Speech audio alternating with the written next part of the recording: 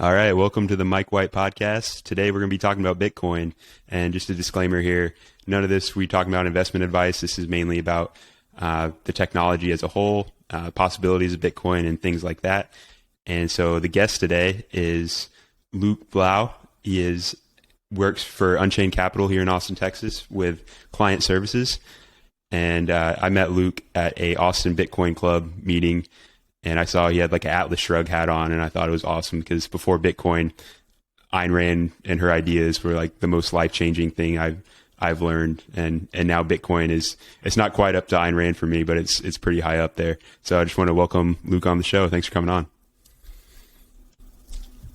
Yeah, thanks for having me. Excited.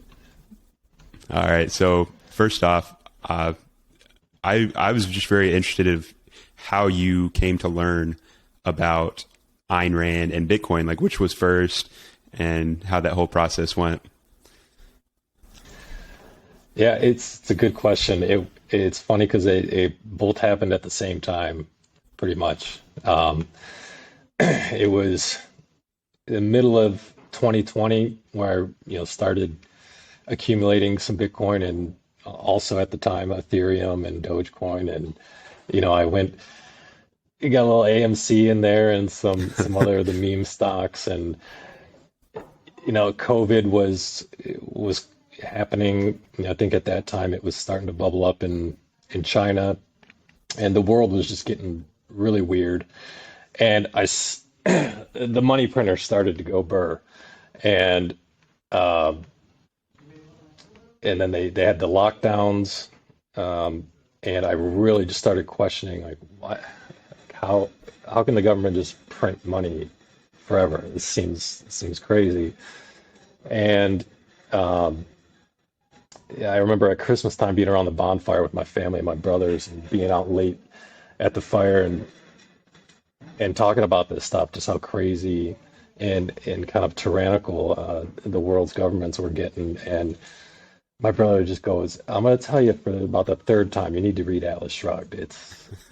I bet like everything that you're saying is basically has been written before by Ayn Rand, and the way the world is kind of crumbling." And so I'd already, gotten to Bitcoin a little bit, and then I was like, fine, this is the third time he's told me to read the book. I still haven't read the book. I should have read it by now, to be honest. It's one of the most famous books, and it's so I started, got it on audiobooks, a 63-hour Yeah, book. thick book. It's a thick one, and I was living in Denver at the time. I loved just going for long runs, so I would go for like a 45-minute run and just be taking it in. And at the same time, I was working at a farm in Denver, so I was working with my hands a lot, and I had a lot of free time to listen to stuff while I was at work. Mm-hmm. And I think in February 2021, Elon Musk bought Bitcoin. And that for me was like, you need to take this seriously. If the richest man in the world is buying the coin, you gotta look into it. This isn't just a meme stock. This is, he's putting some serious money on this. And he doesn't seem like a guy to just throw $10 million on something, just without thinking about it. And so I remember, at the farm during the days, I would jump in these clubhouse rooms. I don't know if you remember, but Clubhouse for a while was, Before was a Twitter big Spaces. deal. Yeah. Twitter Yeah, Spaces just took it out. Yep. And it was kind of the beginning of the bull run at early 2021. And I would just have it in all day long for 8 hours, just be listening, and people asking questions, Bitcoiners in there like educating the newbies on what to stay away from, and how Bitcoin is different, and providing really great resources. So then I just had I had a ton of homework basically. And I would go home, and I got to listen to this podcast, TFTC, or I got to start listening to the Bitcoin Standard, or I got to start listening to Bitcoin Audible. And it was just I had an endless amount of content Yep. that I, drives to work, at work, um, doing the harvesting and the planting and the seeding, doing stuff with my hands, just listening, taking it in, and then going for runs after work, listening to Atlas Shrugged. So I was taking them both in simultaneously and becoming like a really big Bitcoin bull. Like just the more I tried to poke holes in it, the further I dug, the more I realized that this is the solution. As I was getting towards the end of the book, Atlas Shrugged, I don't know if we want to ruin it for any of your listeners, but if you haven't read the book, there's um, there's a way to opt out of the crazy world that's crumbling around you, and it's basically to go back to sound money. And um, so the two ideas just seem like a perfect analogy for one another, and I think that Bitcoin is the solution in the real world. In Atlas Shrugged, Ayn Rand's solution was the gold standard and going on strike and kind of opting out of society. And you could do a similar thing with Bitcoin, and that's so I was inspired by that. I was inspired by the mesh of those two ideas, and so I decided to run with that, and that's how I began talking with my family and friends about Bitcoin. And I think it's a useful way um, you know, to think about it. Is um, so I spun up this website called Satoshi's Gulch. Yeah, yeah. Represent. Yeah, there we go. Nice shirt. Oh, thank you. So I started making these T-shirts, and I made this website, which basically explains to people who think similar to how I do, or maybe they were Ayn Rand fans, or maybe they were libertarians, or maybe gold bugs, sound money people, a way in a very small phrase and just a name to be able to convey a very complex thing. So just Satoshi's Gulch says a lot to people who have read either Ayn Rand, Atlas Shrugged, or who know about Bitcoin. So it's just a really useful way to marry those two ideas and to connect with people who may not be super techy, may not be into Bitcoin yet, but it's a way to kind of explain what it's for. It's a freedom money. It's a way to escape the chaos of what we're seeing in today's world. And so if you go to the website, it just kind of gives you some resources for newbies, like I had when I was first getting into it. Some of the resources that I found helpful, and some of the ways that you can start to accumulate Bitcoin and hold it securely and soundly, so that you're not trusting anybody else. And that's basically the story. That's how I got started down the rabbit hole. Really, it should have got there sooner, as everybody says, but it really took the pandemic, when you just saw the power of the government to just shut everything down and start printing money. Yeah. And that clicked, like, I need to figure out what money is. And that's the first question that you have to ask. If you want to really understand Bitcoin, you have to ask, what is money? Your conviction in the asset is not going to be very strong if you can't answer that question for yourself. And that took a lot of research, self-education, reading things like Shelling Out, the Bitcoin Standard, the Fiat Standard, all the great Austrian economists that I've now gotten into, Mises, Hayek, Hazlitt, really build a foundation of what real economics is, not the fake stuff they teach you in school. What was your what was your background prior to working out on the farm there in Colorado? Like, what kind of economics did they teach in high school, or did you even think about Zero. economics before then? No, zero. Zero economics in high school. I didn't have to take an economics class in college. Um, You realized there was a and problem, though. I wonder what it was where you realized. I think I'd always been pretty frugal, and my buddies always gave me a little bit of crap for that because I like to save money. All I ever want to do is save money, and this is like Bitcoin is what I was looking for. Bitcoin is the ultimate savings technology. It's capped at 21 million. Nobody can print any more of it. Nobody's in charge of it. It's totally decentralized. It's algorithmically, mathematically coded, and that's all I wanted. Like, was to be able to save. It, Yep. in the fiat system, you can't save. You're penalized for trying to save. And so I was always a saver. I think that's why I took to it. Pretty conservative, not in the political sense, but just in more conservative with my money and fiscally. Um, but my background, I went to school in Michigan, at the University of Michigan, and I studied biology. And um, I think that's another reason why I started to understand Bitcoin pretty quickly. It clicked with me in a different way than I think most people. Um, Studying evolution and natural selection, I Bitcoin feels very similar to like DNA as far as a protocol for a complex system, a very steady, robust information protocol for a complex system. So in biology, you have the base layer, which is DNA, and DNA, everything's built on top of that.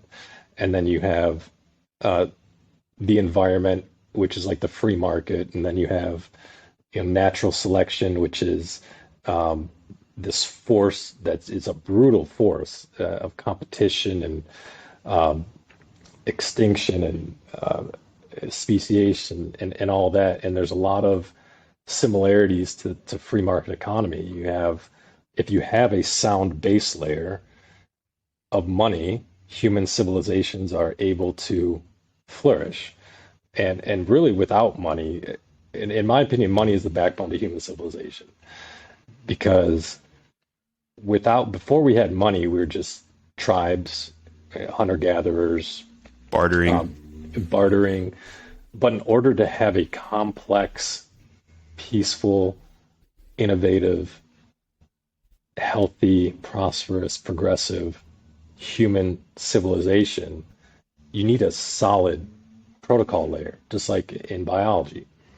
And so I like to think about before it was gold, but now with Bitcoin is a similar protocol layer that can do for human civilization what DNA does for biology. And um, so for instance, like I like to think about universal Darwinism, which is this bottom up as opposed to top down, emergent innovation that happens in nature and in human societies. And I think any time that you go against that, you're just going against nature. So like capitalism basically is the natural state. Capitalism is basically just natural selection. Yep. And it produces beautiful innovation, great competition between companies. Competition creates great innovation in the market and new products that benefit humanity in general. And the opposite of that does the opposite. And um, so from the biological perspective, I really started making connections with Bitcoin as well. But that was my background. And with the biology degree, I started working at a farm, and it's a pretty high tech farm. So it was vertical farming. I don't know if you've ever heard of it. No, that sounds It's cool. yeah, so it's indoor farming with LED lights and hydroponics. Okay. And the idea is sustainable agriculture. So right now, a lot of our vegetables, if that's what you're eating. I don't eat too many of those. I'm more of a carnivore guy, but Same. if you're if you're eating vegetables, you're clearing a ton of land, that would have been forest land or natural prairies and grasslands, and you're monocrop planting, and you're spraying it down with pesticides, herbicides, insects, fungicides. That stuff is terrible for the environment. It gets into our waters, rivers, lakes, and wetlands. And so what this does, it puts it all indoors, all controlled, and you use like 99% less land for the same acreage because you can stack the growing levels all the way up several stories. And then you use highly efficient LED lights. And then you just automate everything. You put it, to a software program, tells it when to turn on the lights, when to run the water. And for the water, it's all hydroponics. So all the water that doesn't get taken up gets recycled. So it uses about 95% less water than conventional agriculture. And then, of course, being indoors, you don't have to worry about pests, so you're not spraying all the chemicals. But so it's a very cool solution to a problem that we have in agriculture. And the reason I got into that is I'm interested in system level solutions to problems that we have.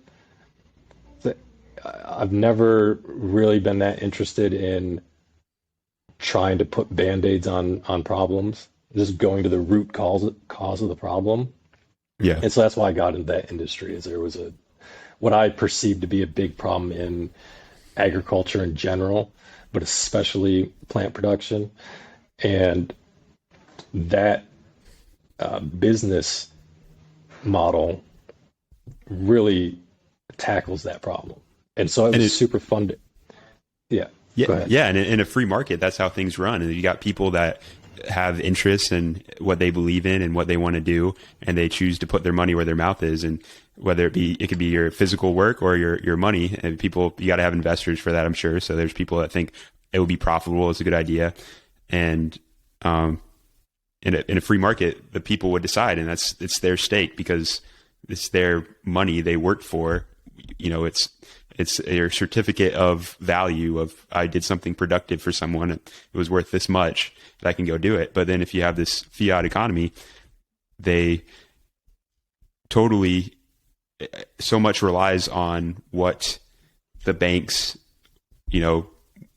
how much money they're getting from the government and how that's getting distributed and what incentives, what subsidies and stuff like that. It totally throws off the whole natural selection, like you're saying.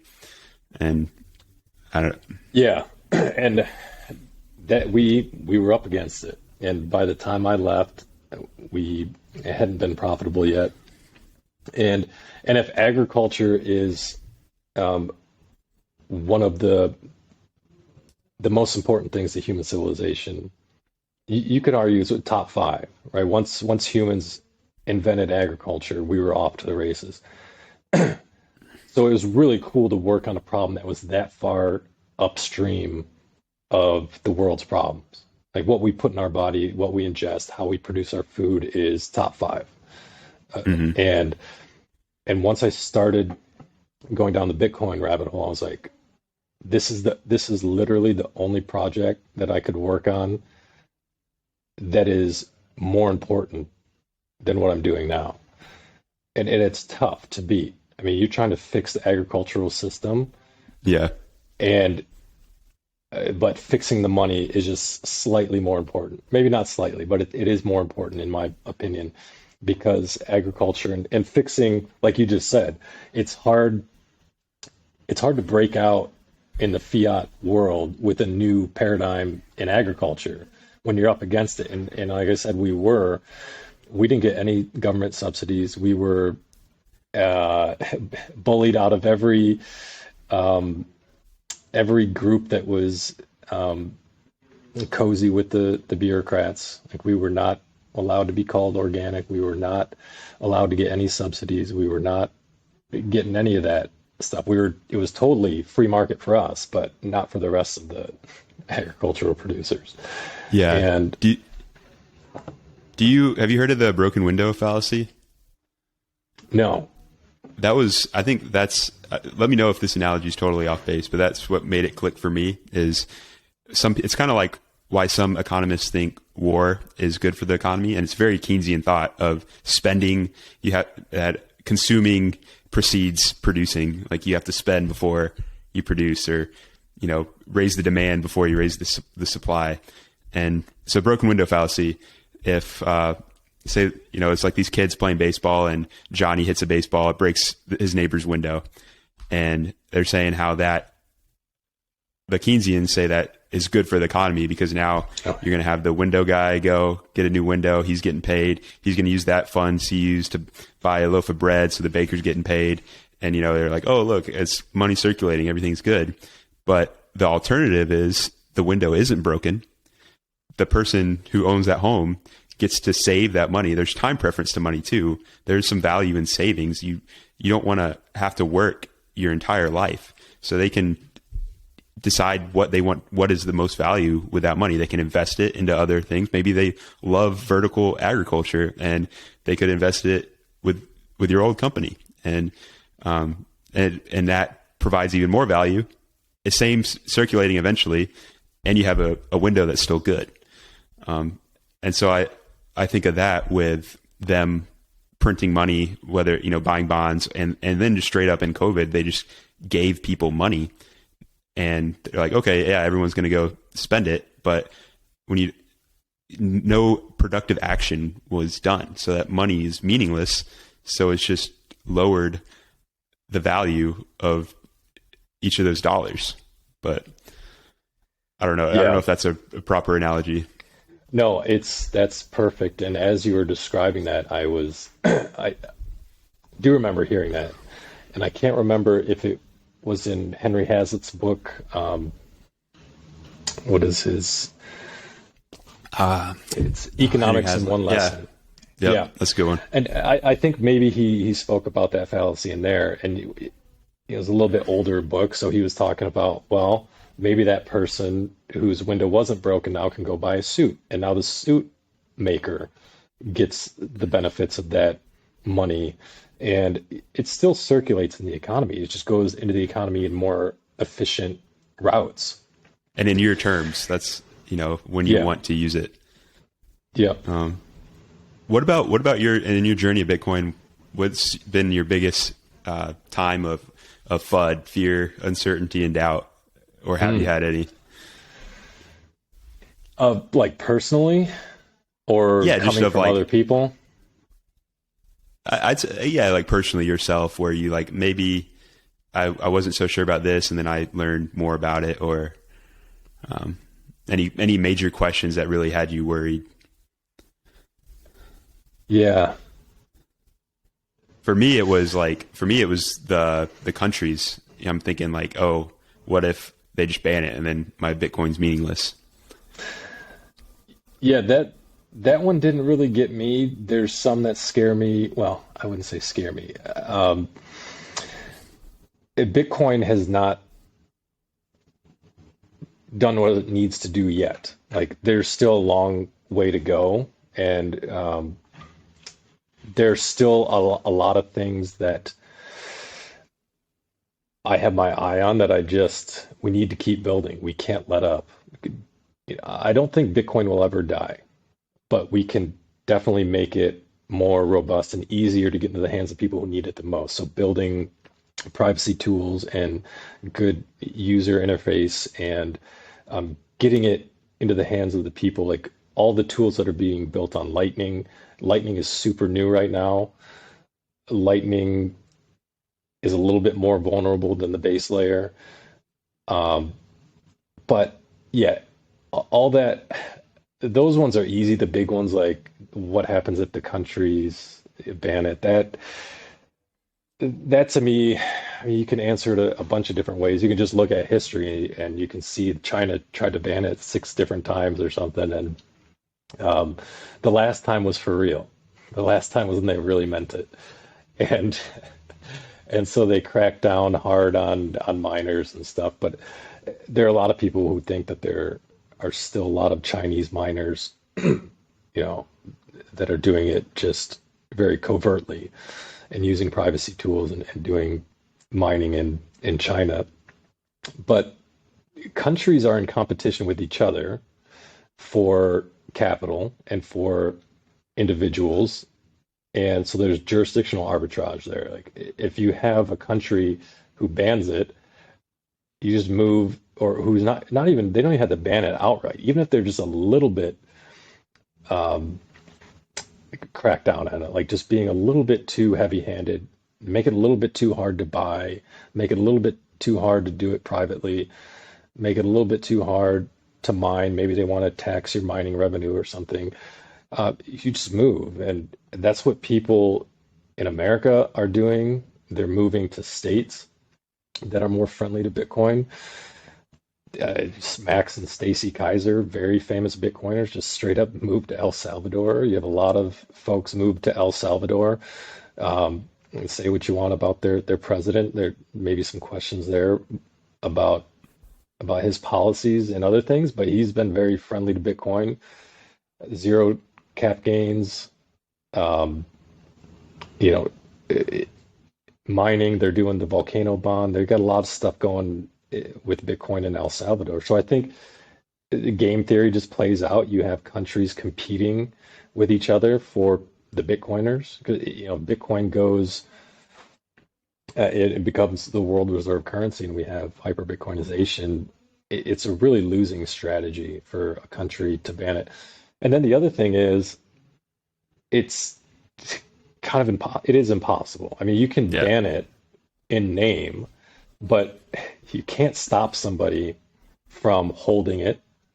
You can hold 12 words in your head, your seed phrase. You can hold all of your wealth in Bitcoin. It doesn't even have to be on a hardware device. You know, it could be a sheet of paper. It can be in your head. You can even transact in Bitcoin with them having a ban on it. I mean, I don't know if you follow NVK, but he's kind of like Rodolfo. He's the creator of CoinKite, the block clock, the cold card, a lot of Bitcoin hardware. Cool. Yeah. He's a great follow on Twitter. I recommend him, but he builds all of this, you know, these hardware devices for storing your Bitcoin, and very privacy and security focused. I mean, he's even talked about you could send Bitcoin over radio waves or satellite. And so even if they shut down the internet, you could still, I mean, practically not for most people who are just not very technical, but for the hardcore cypherpunks, if they still wanted to transact in Bitcoin and your country had shut the internet down, there are ways that you can transact in Bitcoin. Yep. But you can certainly hold it wherever they ban it. And then you just, if you're able, you get to the places that are freer, and you get to the places that are friendlier, and make it easier for you to use, hold, and mine, sell Bitcoin. Like in China, I'm pretty sure they have a currency or some sort of money they give out. I don't know in what form, some digital form, where it has an expiration date. So they're forced to get money that has an expiration date. I'd much rather have Bitcoin, and even if as a savings tool, like even though they can't spend it, they know eventually, hey, I'm going to have this Bitcoin, it's going to be there. Whereas all this other stuff they're forcing me to spend. So I think there's so many possibilities. There's so many ways around it. Yeah.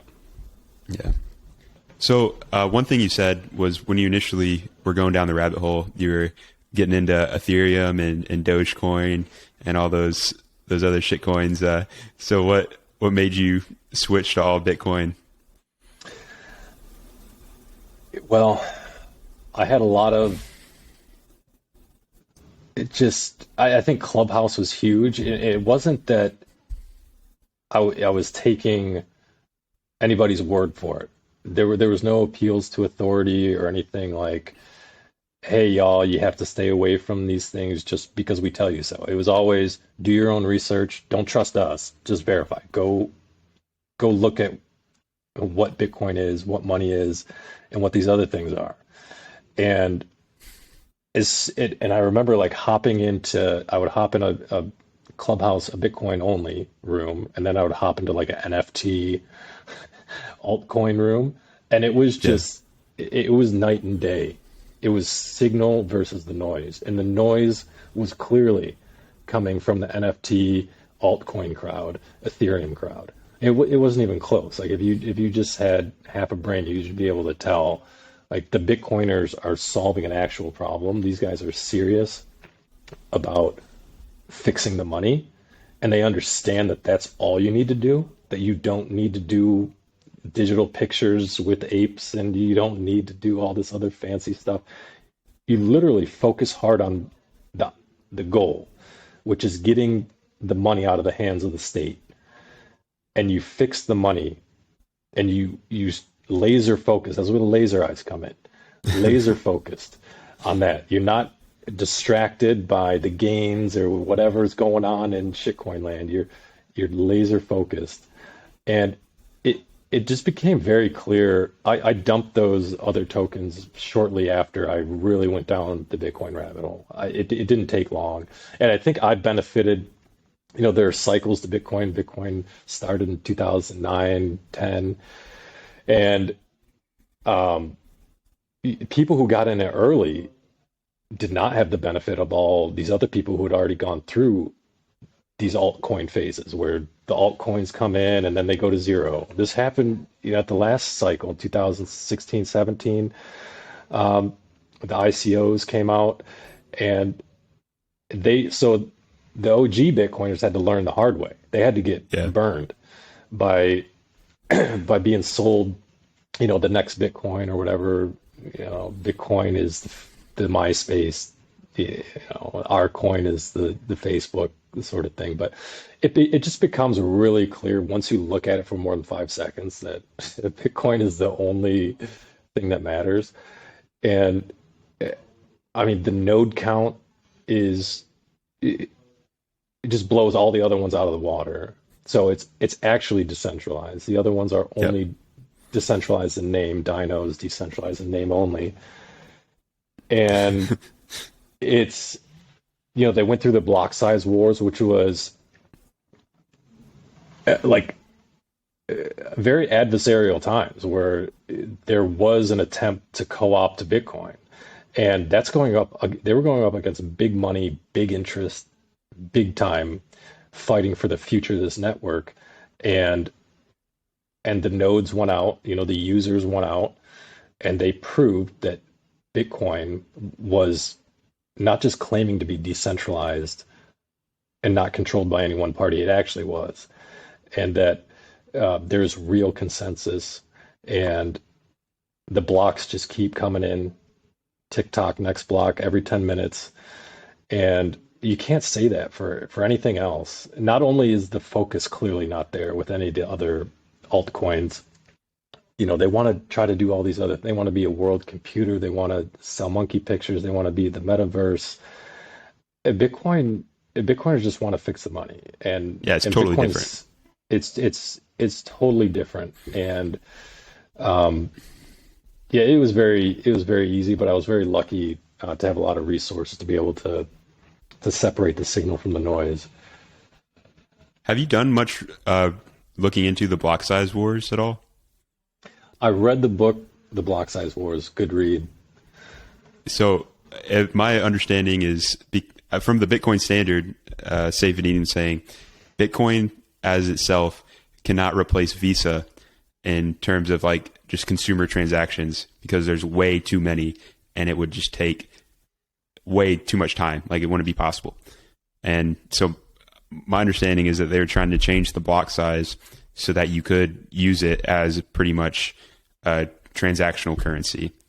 But instead, we didn't get enough people, the majority, held strong. And that's where like the Lightning Network is born to build on top of Bitcoin. But you have your Lightning Network to use for those consumer transactions.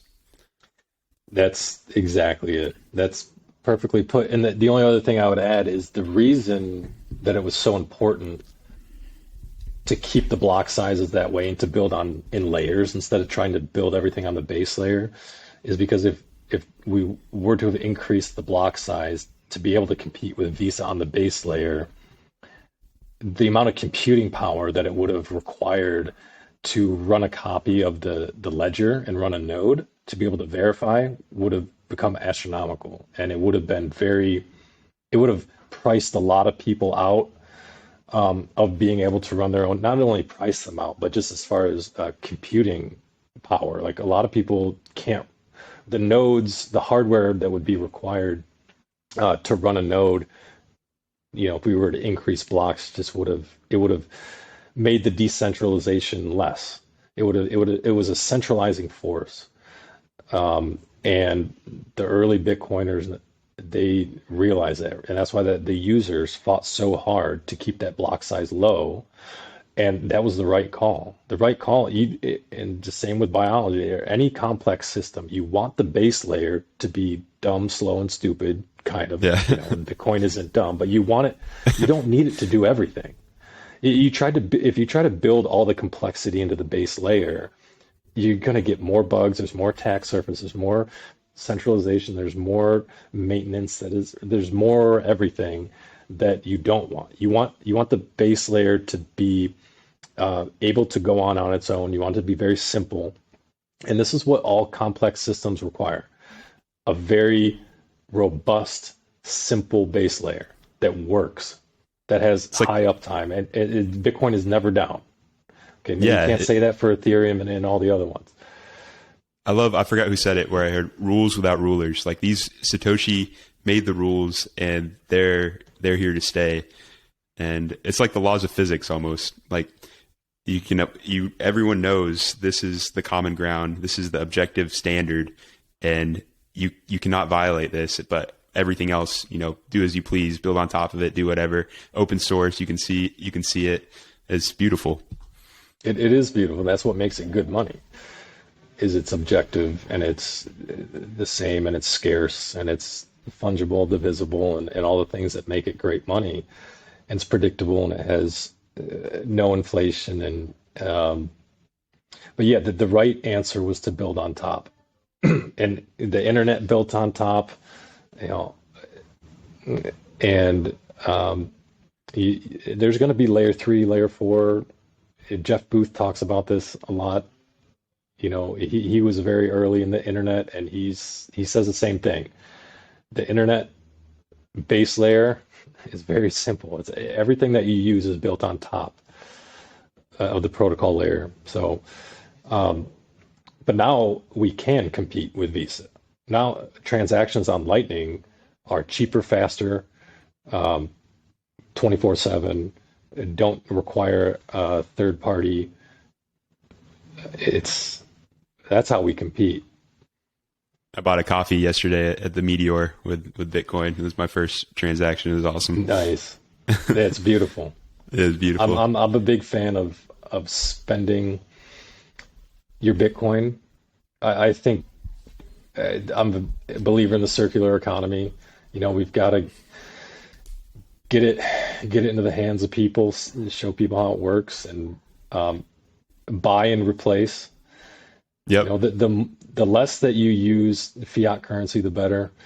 And to get to a place where you have your Lightning wallet as your checking account and your cold storage as your savings account, you're in a really good spot. And then you keep stacking. So now that's a good segue so not your keys, not your coins. What does that mean to you? It means personal responsibility.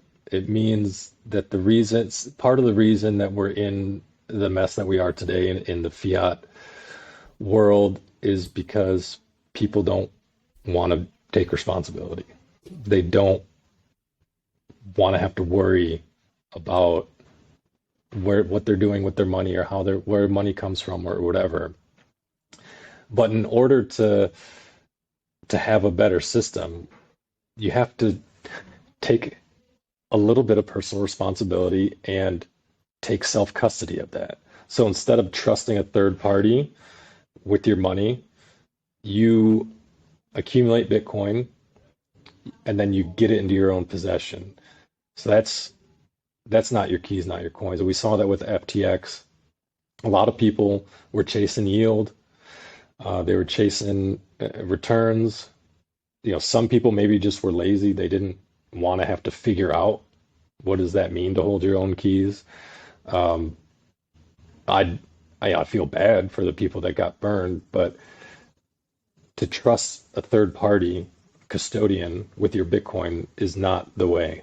This is not the way. Um, it's totally different from the traditional finance system. We've gotten so used to just trusting custodians and third parties that it's um, kind of made everybody lazy and not take personal responsibility. The Yeah, good news is, yeah, go ahead. I should say FTX had 0 Bitcoin on their balance sheet. Everyone Yeah, thought they had so much Bitcoin. FTX had none. yeah, they had IOUs and those went up in flames. So that's the tough love news is okay, take a little bit of personal responsibility. The good news is it's getting easier and easier and easier to hold your own keys.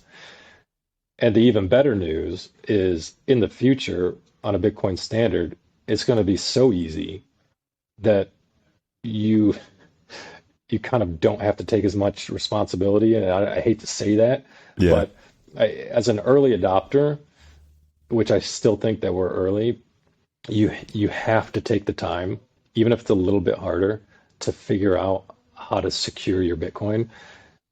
In the future, it's going to be easier than holding dollars, and most people aren't going to know how Bitcoin works, and they're not going to. Many people won't hold their own keys. Maybe they'll just have a Lightning checking and savings account. Um, a lot of people still will hold their own keys. Um, but I think the system will be so robust in 10 years that there'll be less rug pulling. There'll be if you, people more tools will be built on top. But I still think even in 10 years, you should be holding your own keys. So what does that mean? That basically means Bitcoin lives on addresses. It lives on addresses on the blockchain. And in order um, to prove ownership of Bitcoin, in order to move any Bitcoin, you have to be able to sign a transaction. And the only way you can sign a transaction is if you hold the seed. And in the old days, a seed was just a random 256-bit numbers and letters, and then the UX improved, and now we have what are called seed words. And so your seed words are the human readable version of the seed, and the seed is like your private key, and it allows you to move Bitcoin from address to address on the blockchain. So that's ownership. That's you doing cryptography using some software tool that helps you sign. Um, but there are different ways that you can produce these public-private key pairs, and one of them is to buy a hardware wallet. So if you have your coins on an exchange right now, or maybe like Cash App or Strike or something like that, what you can do is you can go and buy a Trezor, a Ledger, or a Cold Card, and these are devices that basically produce a public-private key pair. And so a series of public addresses that you can use to put your Bitcoin on, and then your secret words that allow you to move that Bitcoin. And and you write down these words and you bury them 10 feet in the ground or whatever you want to do. You put them in a safe, you keep them safe, and don't let anybody else see them. And you're the only one that can move the Bitcoin. So that's what holding your own keys means, and it's important, especially if you want to have savings, generational wealth sort of thing. I think Bitcoin's that big to where you're going to want to be able to pass it down from generation to generation, and you're going to want to be holding it yourself and not trusting somebody else to hold your Bitcoin balances. So, What's your view on long-winded? No. What's your view on like software wallets or soft wallets where you're still kind of holding your keys, but you're not having to memorize your seed phrase? Um, yeah, there's a little bit more risky. Just now, there's some differences in software wallets. If it's a proper software wallet, you are asked to write down your seed phrases or your seed words. Like Blue Wallet will ask you to back up your wallet by writing down your seed words. If But it like I'm doesn't thinking ask you, like Moon Wallet doesn't ask you to write down anything, but technically, all right, from my understanding, that's your Bitcoin. But am I wrong there? Or? I'm not a Moon user. I don't know. Maybe yeah, that doesn't seem right to me. But Yeah, because um, kind of like uh, Strike or Cash App too. What would you consider those? yeah, those are Bitcoin only custodians. Yeah. Okay. You can hold your Bitcoin. You can leave your Bitcoin on there, but if Strike goes under, um, they have no. I haven't read their terms of service. I mean, then you're going to have to get in a legal battle to get your Yeah. Bitcoin, basically. If you haven't written down your seed words, you can pretty much. Uh, it's a pretty good chance that it's just not. Yeah. I mean, that's the only way, unless you're writing down the 256-bit thing. I mean, there are some other crazy Insane things person. that really technical people do, but no, if you're using a proper wallet, you're writing down seed words.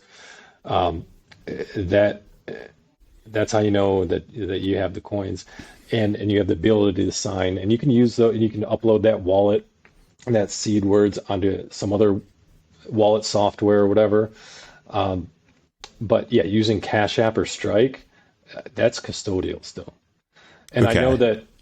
that Strike or Cash App and Strike allows you to send Bitcoin off of their, and they may allow you to bring Bitcoin in, to accept Bitcoin, but um, I think internally, I don't know how they do their bookkeeping internally, but I think they're just keeping like an internal ledger balance of like your Bitcoin, and just because they let it come back and forth through the platform doesn't make it a self-sovereign wallet. You And that's have why, to, yeah, you got to read the terms of service and you got to really understand because, like you said, don't trust, verify.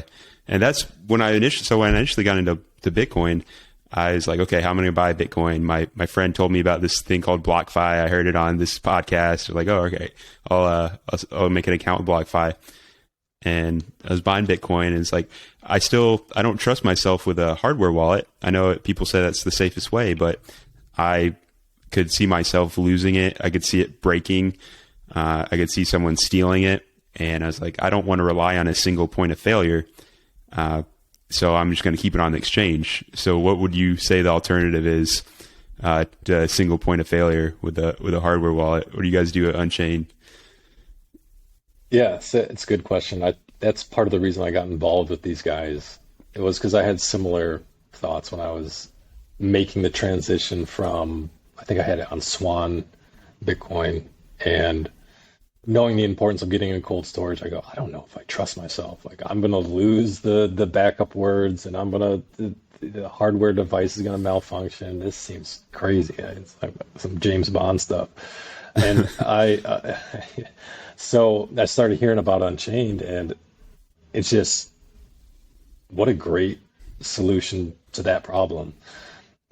What we do is we offer what's called multi-sig collaborative custody. So what you can do is you can take those seed words that we talked about, that these devices produce, and say you have three devices, you can produce a unique seed per device, and then you can create what's called a multi-signature wallet, which takes the public addresses from all three seeds, and it creates an extended public key. That's your public key, multi-signature public key.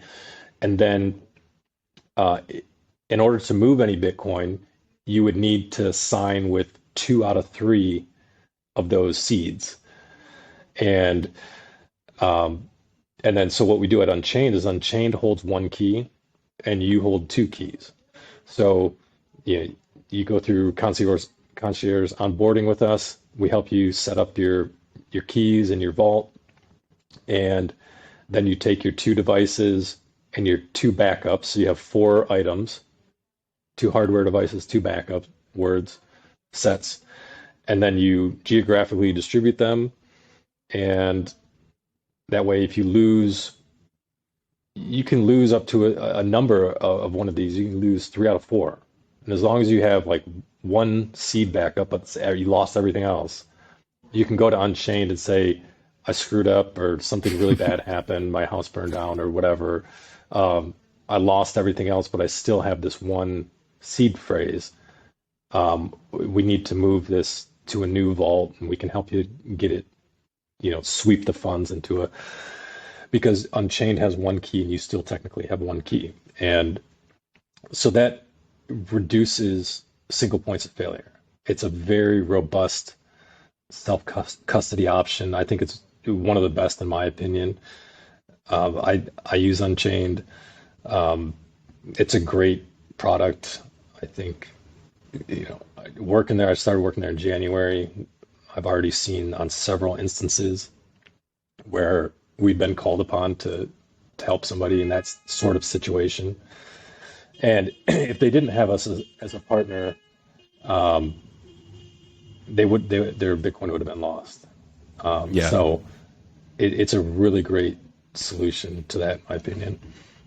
And what's cool is it's not native to Unchained, like it's built into the protocol.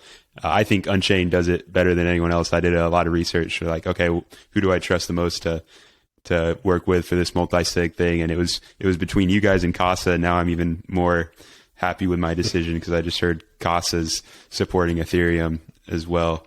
But that was something in the Navy. So for all the people that are in the Navy or in the Navy, that really resonated with me were, we say trust but verify, but I know Bitcoiners say don't trust, verify. And then the other thing is never relying on a single point of failure. I would not invest in Bitcoin if multi-sig wasn't a thing. I think that is a key aspect and a must for sure. Yeah, and that's a great point. It is native to the protocol. This isn't Unchained is proprietary software. This is open source, just something that we leveraged as a company. And it's been very, very popular. We've been very busy the last month. Yeah, it's great. Everyone's taking their money off exchanges and taking, self-custody. So that's the way it needs to be. Yep. But yeah, I think our goal is to build Bitcoin native financial services for Bitcoiners. And it's kind of like rebuilding the banking system on a Bitcoin standard. And we've grown a little bit slower than some of the other ones, some of our other competitors. But I think we're doing it right. And, we're starting to gain a little bit more traction, which is good to see. We've got our IRA products. So if you have a fiat IRA, you can roll it into a Bitcoin IRA that's 2 or 3 multi-sig. So you actually own the keys to your Bitcoin in your IRA. We have trading, so you can buy Bitcoin directly to cold storage. We have IRA trading, the concierge service. So get loans on your Bitcoin. You can get loans on your Bitcoin. That's actually the one that we started off with. And we're constantly developing new products and services. So yeah, super excited, super bullish on Unchained. And if anyone's ever in Austin, the Bitcoin Club, that's where they have the Bitcoin Commons right next door to where Unchained is. And it's just a great space. Everyone's super welcoming, super friendly. Like Bitcoin's for everyone. It doesn't matter your background, what your politics are. Like everyone benefits from a free market, a objective monetary system. So I think that's one reason I went to Austin, and you guys are just dominating. So thank you. Yeah, that's the same reason I came down here. Yeah, it's great. The Commons is great events and stuff. Yeah. I wanted to get your take on, so I saw, looking at your Satoshi's Gulch website, you have a lot of quotes from Atlas Shrugged, and the big chunk, if someone doesn't want to read all Atlas Shrugged, which I really think everyone should. But there's no excuse not to read Francisco's money speech. It's about 5 pages. And here's a quote. So, destroyers seize gold and leave to it its owners a counterfeit pile of paper. This kills all objective standards and delivers men into the arbitrary power of an arbitrary setter of values. Gold was an objective value, an equivalent of wealth produced. Paper is a mortgage on wealth that does not exist, backed by a gun aimed at those who are expected to produce it. So I don't know, if that doesn't get you fired up about digital gold, I don't know what will. No, it's phenomenal. There's a Bitcoin Audible. I don't know if you know who Guy Swan is, but I think it's linked on Satoshi's Gulch website. Yep. But you go to episode 416, the read 416, and he reads the entire speech. And oh, really? Yeah, I listen to that once every couple of months, and I do get pretty fired up because it really does get you going. Just talking about the power of money and the power of voluntary free trade. And when you break the money, you break the trust in that free trade. You break the free market signals. You break the pricing mechanism. You break everything. And the way that you can destroy money is through fiat, through government command and control, and government printing.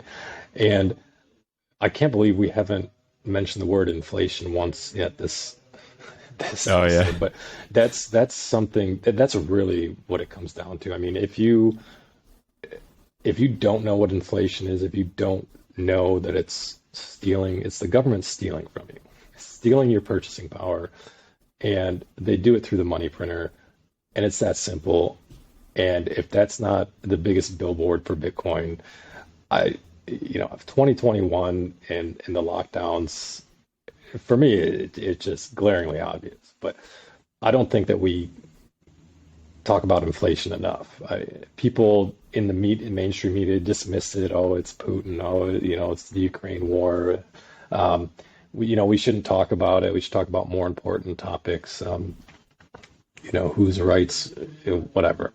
But inflation should never let a politician or a bureaucrat get away with skirting that question of and they act how like that is even morally defensible ever. Well, the positions I hear is they say people won't invest if there's not inflation because everyone will just save, since it will be a deflationary environment and we won't have any technological advancements, which I think is crazy. I think it's going to be better quality investments. And yeah, I couldn't imagine what kind of world we'd be living in if we had hard money. Yeah. Saifedean does a great job at talking about this. Time preference and so does Bitcoiners Savings. Pierre Richard, I don't know if he's another great follow on Twitter. I don't need to dox it, but he's a great OG Bitcoiner, and he's probably the best to speak on that, on how savings is the backbone of a healthy, prosperous civilization, and the lie that you need inflation to drive consumption and technology. It's totally backwards. I mean, you're right. We have so many zombie companies right now that are propped up because inflation is running so hot. People, pouring their money into equities, shares in companies that don't do anything, that don't produce anything, only because they're speculating. They're going to the casino and they're speculating on stocks. And so they're propping up all these zombie companies that would otherwise go bankrupt. Whereas if you could just save, and then you had a good idea, you would be way more careful about what you invested in or about what company you decided to start if you wanted to dig into some of that savings. And that's how it actually works. So I mean, whatever they try to get people to believe is just not the case. Yeah. All right. So any final thoughts on Bitcoin, or for especially like the newbies out there that maybe this is their first time hearing about it? Yeah, I think that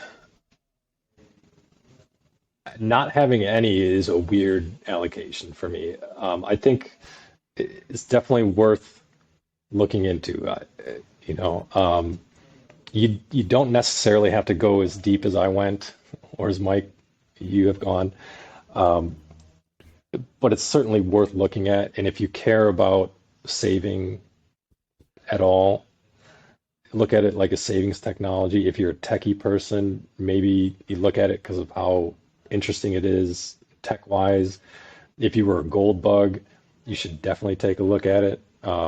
It's digital gold, except 1,000 times better.